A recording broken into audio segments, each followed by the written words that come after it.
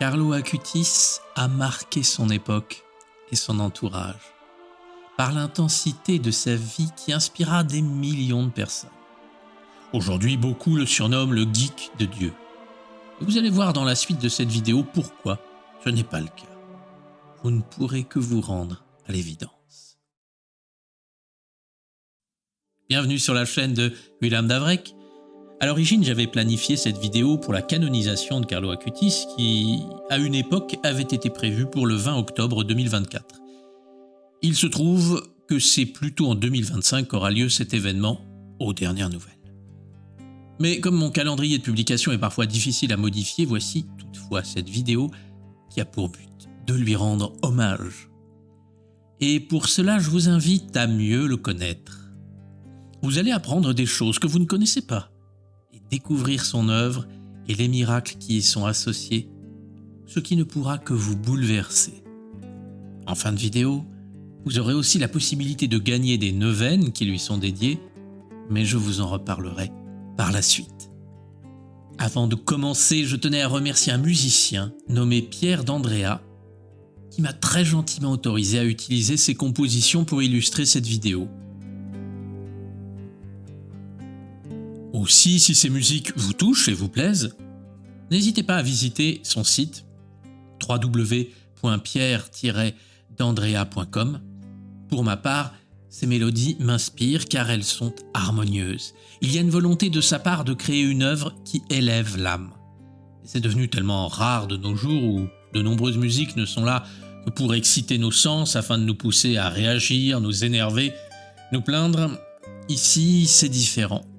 Pierre d'Andrea cherche avant tout à ce que ceux qui écoutent sa musique s'épanouissent. Et vous verrez que vous vous sentirez plus serein après avoir écouté quelques titres. Merci encore à Pierre. Carlo est né le 3 mai 1991 à Londres, dans un milieu plutôt aisé. Son père, Andrea Acutis, est un homme d'affaires travaillant dans le secteur financier, tandis que sa mère, Antonia Salzano, est journaliste et historienne de l'art. La famille n'est pas particulièrement pratiquante et la religion est loin d'être une préoccupation. Carlo ne restera que quelques mois à Londres et toute la famille va rapidement déménager à Milan, où il a vécu la majorité de sa vie. Carlo est un enfant que l'on pourrait qualifier de précoce, et ce à plusieurs niveaux. Dès 3 mois, il prononce ses premiers mots, ce qui étonne sa mère. À 5 mois, il parle couramment, et à 4 ans, il sait déjà lire et écrire. De plus, rapidement, Carlo va développer un intérêt inhabituel pour la religion. Par exemple, lorsqu'il se promène avec sa mère dans la rue, s'il voit une église, il tire sur la manche de sa maman pour lui demander de visiter l'édifice. Quand il trouve une fleur lors d'une promenade, il se dépêche de la déposer devant une statue de la Vierge Marie. Personne ne sait expliquer d'où cela provient, parce que son environnement familial est plutôt intellectuel et laïque. Certains pensent que c'est une fantaisie qui lui passera en grandissant. Mais c'est tout l'inverse. À seulement 7 ans, il exprime le souhait de communier, une demande qui n'est pas courante chez les enfants si jeunes. Devant son insistance, ses parents consultent l'archevêque Pasquale Macchi, un ancien secrétaire de Paul VI, et en constatant la maturité spirituelle du garçon, le prélat l'autorise à faire sa première communion dès l'âge de 7 ans. Suite à cela, Carlo assiste à la messe tous les jours, une pratique qu'il maintiendra jusqu'à la fin de son existence. Carlo Acutis est particulièrement attiré par l'Eucharistie. Il la considère comme le centre de sa vie spirituelle. Il pose beaucoup de questions à sa mère en grandissant à propos de la religion, et celle-ci est très ennuyeuse parce qu'elle ne sait répondre à quasiment aucune de ses interrogations. Et ça la fait réfléchir. Une des amies de sa mère lui parle d'un prêtre âgé nommé Ilio Carai, qui se trouve à Bologne. Il est d'ailleurs surnommé par son entourage le Padre Pio de Bologne. Antonia décide donc d'aller le voir. Et là, à sa grande surprise, le prêtre lui parle directement de Carlo et lui dit qu'il jouera un rôle très important au sein de l'Église. Il lit également dans son cœur, lui parle de ses péchés et l'invite à étudier la théologie.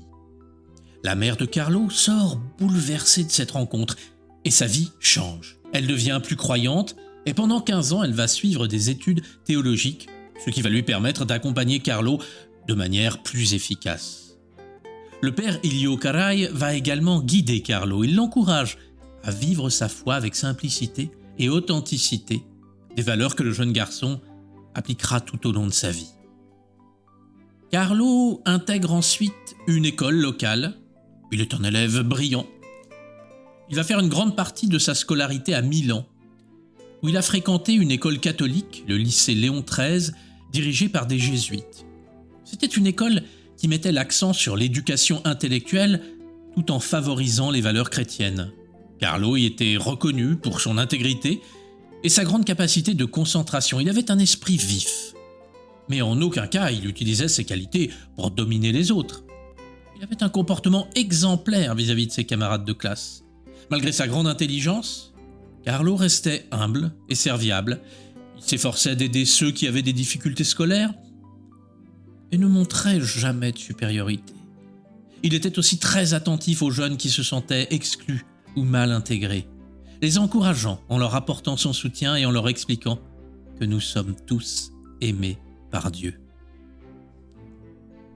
En grandissant, Carlo constate qu'il existe un vrai problème avec la foi chez les jeunes.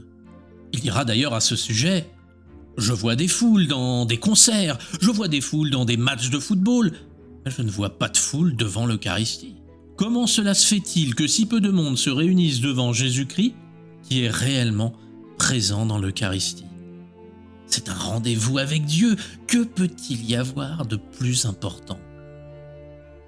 Alors, comme Carlo est un étudiant très brillant, il décide d'utiliser ses compétences pour mettre en place un projet en vue d'aider les autres à prendre conscience de la puissance de l'Eucharistie. Comme il est très intelligent, il maîtrise facilement les technologies nouvelles et notamment l'informatique. À 9 ans, il utilise plusieurs langages informatiques de l'époque, il développe tout seul des programmes de statistiques et maîtrise à merveille des logiciels que son entourage ne comprend même pas. Alors que certains lui disent que la technologie est mauvaise et que c'est un outil du diable, Carlo, au contraire, se rend compte du potentiel extraordinaire de l'informatique et il décide de l'utiliser pour évangéliser. Il se rend compte que très peu de personnes ont conscience des miracles eucharistiques et il va créer un site web et ensuite une exposition afin de les recenser et les décrire. J'ouvre une petite parenthèse pour replacer les choses dans leur contexte.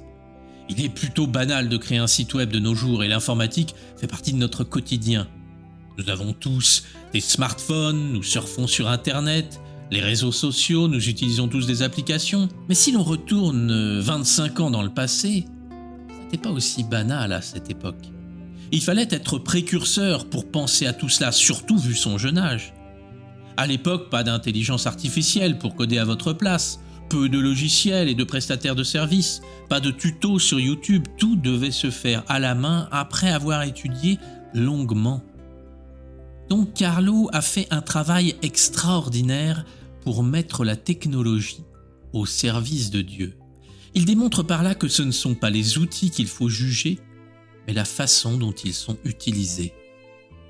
Carlo Acutis s'accordait tellement d'importance à l'Eucharistie qu'il l'appelait son autoroute vers le ciel. Il se dit qu'un site internet n'est pas suffisant et afin de permettre aux autres de mieux comprendre l'importance de ce sacrement, il décide de réaliser une exposition. Et pour cela, Carlo investit énormément de temps et d'énergie dans ce projet. Il effectue des recherches minutieuses sur plus de 160 miracles eucharistiques en puisant dans des archives, des textes religieux, des témoignages et des documents historiques. Il réunit ainsi une vaste documentation sur ces événements qui couvrent une période allant du Moyen-Âge jusqu'à nos jours. Et à partir de ces recherches, Carlo conceptualise et met en place l'exposition. Il se dit que pour toucher le maximum de personnes, cette exposition doit pouvoir être itinérante. Ainsi, il serait possible de l'installer dans des paroisses, des écoles, des diocèses et des lieux de pèlerinage. L'idée étant de rendre ce matériel accessible à tous ceux qui ne pouvaient pas voir ces miracles ou qui n'étaient pas au courant de leur existence. Ce qui impressionne son entourage, c'est que Carlo a conçu lui-même la structure visuelle de l'exposition, utilisant ses compétences en informatique pour créer un matériel facilement reproductible et transportable.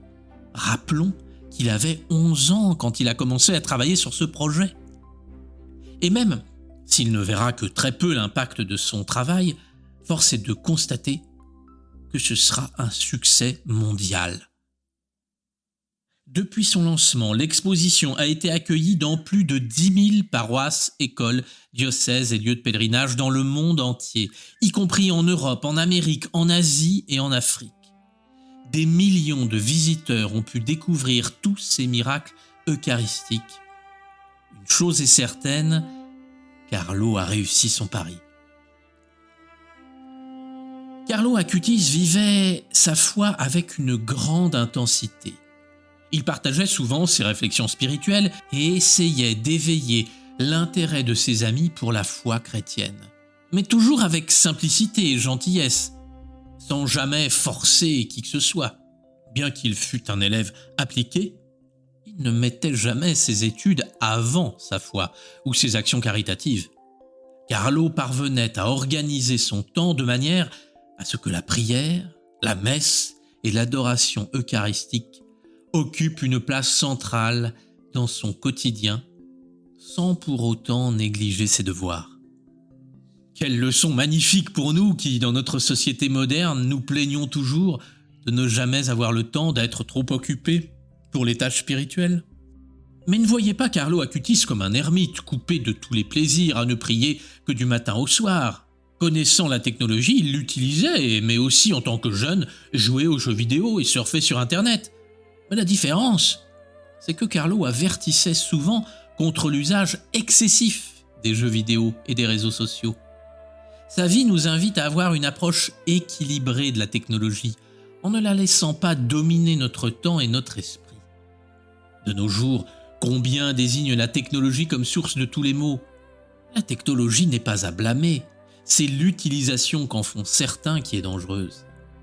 Malheureusement, dans notre société, la technologie n'est plus au service de l'homme, c'est l'homme qui est devenu son esclave. Carlo Acutis, par son exemple, prouvait que la sainteté n'est pas réservée à quelques-uns, mais est accessible à tous, même dans la vie quotidienne, à travers l'amour des autres, la simplicité, la prière et une relation sincère avec Dieu. Il était une source d'inspiration pour la jeunesse qui voyait en lui un chemin à suivre, différent de celui dicté par la société. Sa vie était riche et très intense, car il mettait Dieu à la première place.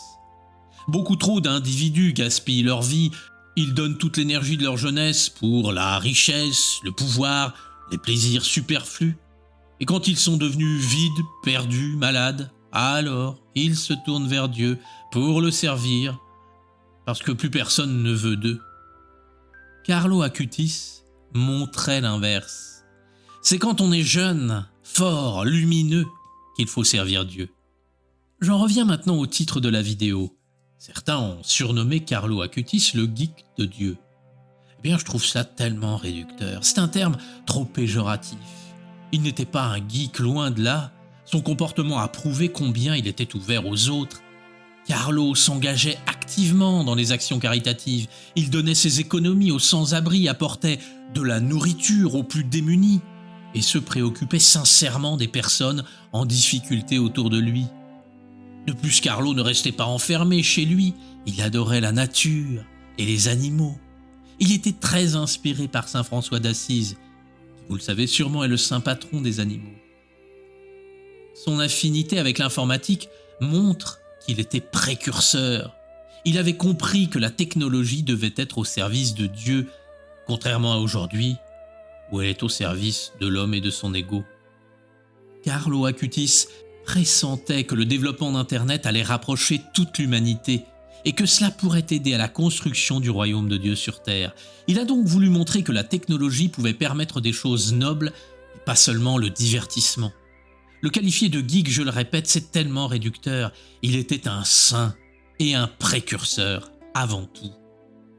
Je pense que son message, sa vie et ce qu'il a fait n'est pas encore apprécié à sa juste valeur. En octobre 2006, à l'âge de 15 ans, Carlo Acutis commence à ressentir une grande fatigue et des douleurs inexplicables. Sa famille est inquiète. Il consulte alors différents médecins. La nouvelle tombe comme un coup près. Carlo est atteint d'une forme très agressive de leucémie. C'est un cancer des cellules sanguines, caractérisé par une croissance très rapide et envahissante. La maladie est tellement avancée que son espérance de vie ne dépasse pas 1 mois. Carlo comprend très rapidement la gravité de son état et sait que ses jours sont comptés. C'est un terrible choc pour son entourage. On redoute que Carlo réagisse mal face à ce qui semble être une véritable injustice. Et c'est là qu'on reconnaît la grandeur d'un être, quand il fait face à la mort et à la difficulté. Carlo Acutis bouleverse tout le monde à nouveau par son comportement exemplaire et inspirant. Il ne se révolte pas, ni ne se plaint de quelque manière. Il ne montre pas de colère ou d'amertume face à la maladie. Au contraire, il accueille cette épreuve comme une occasion de s'unir à Jésus, qui s'est sacrifié pour aider les autres. Il garde une attitude pleine de paix et de foi, convaincu que sa maladie fait partie du plan de Dieu pour lui. Quand certains le plaindront, il répondra « J'offre mes souffrances pour le pape et pour l'Église ». Après le diagnostic, Carlo est hospitalisé. Sa santé se détériore rapidement en raison de la nature très agressive de la leucémie. Malgré ses souffrances, Carlo prie toujours, continue à sourire et à montrer une grande force spirituelle. Ceux qui l'ont côtoyé à l'hôpital, qu'il s'agisse de sa famille, ses proches ou des médecins, ont été profondément impressionnés par sa foi et son attitude calme face à la mort. Carlo dit à ce sujet « Je suis heureux de mourir car j'ai vécu ma vie sans en perdre une seule minute à faire des choses qui ne plaisent pas à Dieu. » Carlo voyait la mort non pas comme une fin, mais comme une étape vers sa rencontre avec Dieu. Devant la tristesse infinie de sa mère, qui savait qu'elle allait perdre son enfant unique, Carlo a des paroles rassurantes et prophétiques. Il lui dit en effet « Tu seras encore maman après ma mort. » Et bien que ses parents n'avaient pas prévu d'avoir d'autres enfants, après le décès de Carlo, Antonia et son mari ont adopté un garçon nommé Andrea et une fille nommée Giulia des années plus tard, réalisant ainsi la prédiction de Carlo. Carlo est décédé très peu de temps après le diagnostic, le 12 octobre 2006. Il n'avait que 15 ans. Sa mort eut un profond impact sur sa famille et sur tous ceux qui le connaissaient, mais aussi sur ceux qui ont découvert son histoire après son décès. Son enterrement a été un moment de grande émotion. Beaucoup de personnes qui avaient été témoins de sa foi se sont rassemblées pour lui rendre hommage. Peut-être vous posez-vous la question « Où repose Carlo Acutis ?» Eh bien, son corps repose à Assise, dans le sanctuaire de la spoliation. Après sa mort, la réputation de Carlo Acutis s'est répandue, notamment grâce à son site internet et l'exposition sur les miracles eucharistiques, ainsi que son témoignage de vie chrétienne. Des milliers de personnes ont été touchées par son histoire, et certains ont commencé à le prier, comme par exemple les parents du petit Mateus Rojas. Ce jeune Brésilien est né avec une malformation congénitale appelée pancréas annulaire. À cause de cela, la vie de ce bébé est un enfer. Mateus ne peut pas en effet garder des aliments dans son estomac, ce qui entraîne des vomissements fréquents. À l'âge de 3 ans, il pèse seulement 9 kilos. Tout ce qu'il avale donc est liquéfié et il est gravement sous-alimenté et vulnérable. Il est bien sûr possible de l'opérer, mais les médecins craignent qu'il ne survive pas en raison de son état critique. Sa mère a entendu parler de Carlo Acutis et elle se sent très proche de lui. De plus, elle a appris qu'une relique sera exposée lors d'une messe dans une paroisse voisine. Le 12 octobre 2013, sa mère s'y rend avec Matthäus et prie de tout son cœur en demandant la guérison de son fils par l'intercession de Carlo Acutis. À la fin de la messe, Matthäus touche une image de Carlo et exprime son désir de ne plus vomir.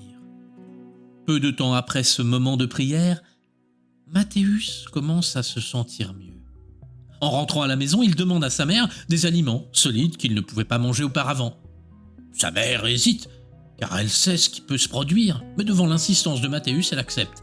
Et elle le voit manger tranquillement, comme un enfant normal, sans aucun vomissement. Sa mère décide alors de le faire ausculter par son médecin, qui ne comprend pas, et lui fait passer des examens médicaux. Là, c'est aussi l'incompréhension totale. Matthäus n'a plus de traces de sa malformation.